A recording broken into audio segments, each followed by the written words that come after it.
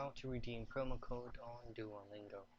Now before you redeem and enter the code that you have, make sure that you log into your Duolingo account and make sure that you're currently running the latest version of this application.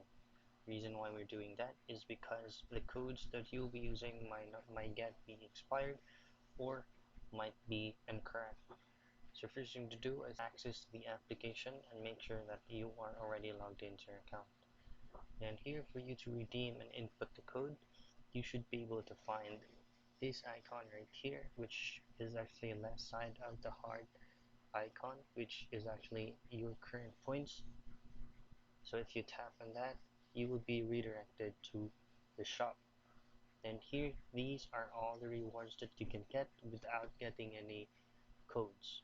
Now, if you do have a specific code on hand, then all you have to do is scroll all the way to the bottom, and as you can see, there is an option here that says promo code. Just tap on that and just enter your code that you have, and you should be able to earn it.